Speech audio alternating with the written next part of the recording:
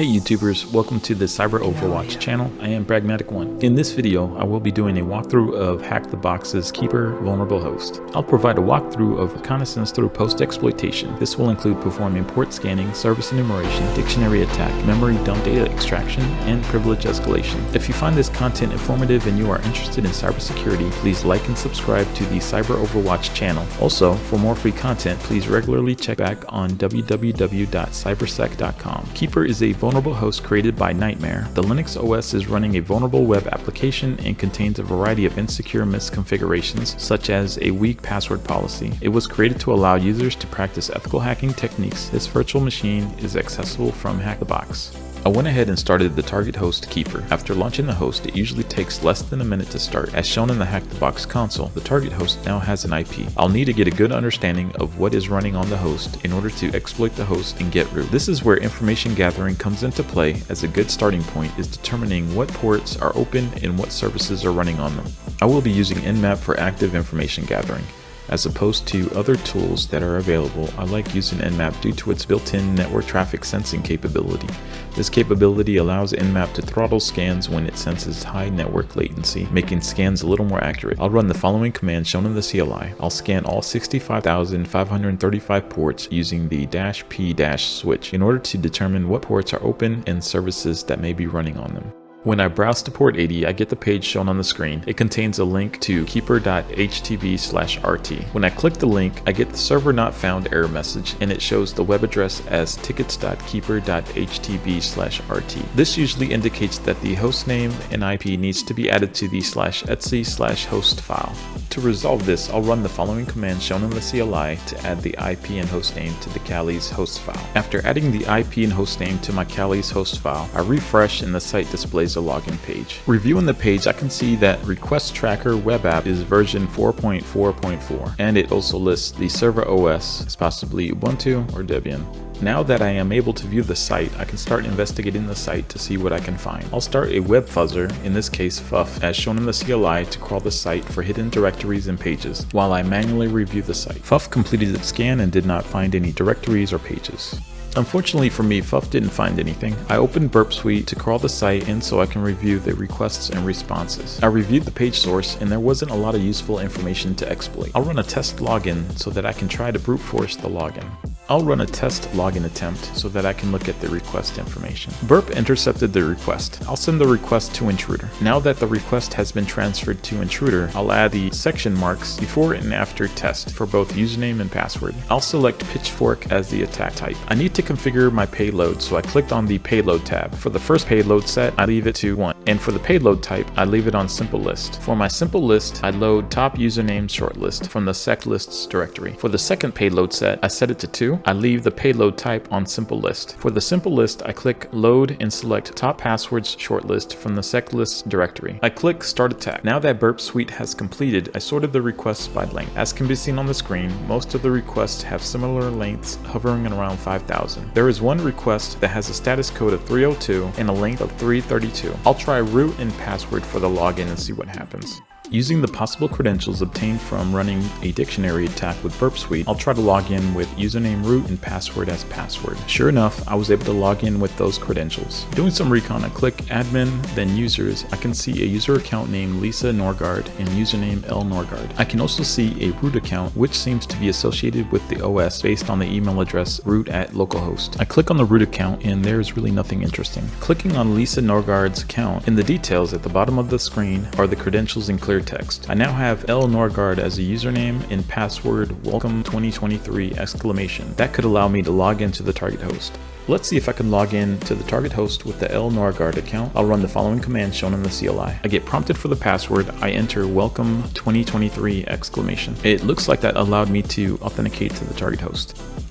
I ran sudo-l to see if L Norgard is able to run any programs as root, but the account was not. Unfortunately, this account does not have sudo privileges. I ran the ls-la command to see the contents of the L Norgard home directory. I see a few interesting files. I see the user.txt file containing the first flag. I ran cat user.txt to get the first flag.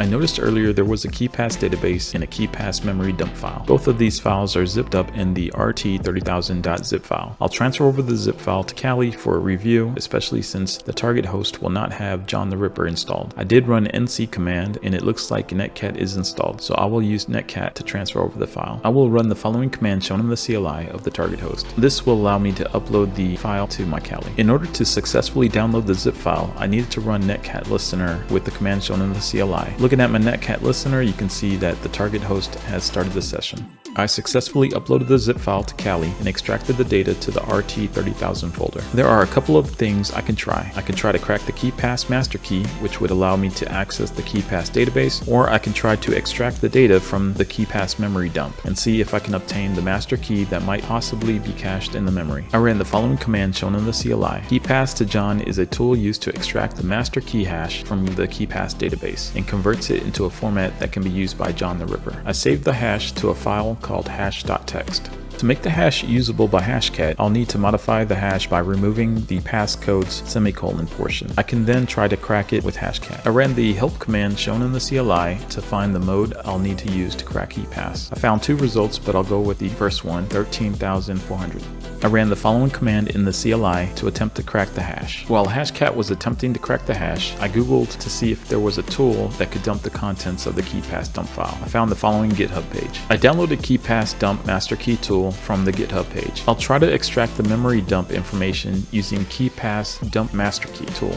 After running the tool, it looks like it gives me several possibilities for the KeyPass database password. One thing to note, reviewing the GitHub page, it advises that the first character won't be found, and for the second character, the tool will only provide possibilities. Instead of trying to brute force the first two characters, I just decided to Google the output provided by the tool, excluding the first two characters. The results in Google looks like a good possibility, especially when the username Lisa Norgard seems to be Danish, and the password is named after a Danish dessert. In order for me to attempt the possible KeyPass database password, I'll need a way to access the KeyPass database. I'm installing KeyPassX using the following command shown in the CLI.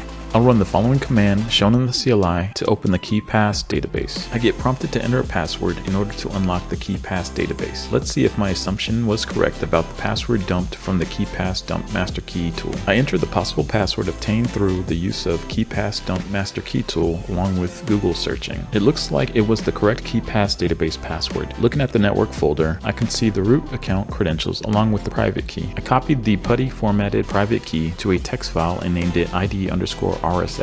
I'll run the puttygen command shown in the CLI to convert the PuTTY private key to an OpenSSH key. When I cat the ID_RSA file, you can see that it has a different format than the PuTTY private key. Now I can attempt to authenticate directly from my CLI. Before I attempt to log in, I need to make sure I can run chmod on the ID_RSA file as shown in the CLI. Otherwise, I will get an error that will prevent me from logging in. After making the necessary changes, I'll try logging in using the command shown in the CLI. As can be seen on the screen, I was able to log in to the target host as root. I run the ls-la command to see the contents in the directory. From the output, I can see the root.txt file. I cat the root.txt file and I am able to see the root flag. I have successfully captured both the user flag and the root flag to complete the host. In this walkthrough, I highlighted a variety of techniques I was able to implement to go from reconnaissance to gaining root privileges on the target host. Executing these steps allowed me to gather the information I needed to gain a foothold on the target host through a dictionary attack on the request tracker web application login. Once gaining access to the web application, I was able to gain access to the ticketing system that contained sensitive information, in this case, a standard user's credentials. With these credentials, I was able to authenticate via SSH to the target host. Accessing the target host via SSH with the standard user account allowed me to transfer the KeyPass memory dump file and database to my Kali system to perform further enumeration, where I was able to read the contents of the dump file and retrieve the KeyPass master key. Using the KeyPass master key, I was able to unlock the database and retrieve the root account credentials and private key. Once retrieved, I was able to authenticate to the target host as root and access the final flag. Thank you for tuning in to this demonstration of HackTheBox's Keeper vulnerable machine. Thank you for also checking out the Cyber Overwatch channel. If you find this content informative and you are interested in cybersecurity, please like and subscribe to the Cyber Overwatch channel. If you have any questions, please feel free to leave a question in the comments, or you can send me a message from the CyberSec website listed in the description. Until next time, keep learning. The only way to improve is to keep learning. Pragmatic One, signing off.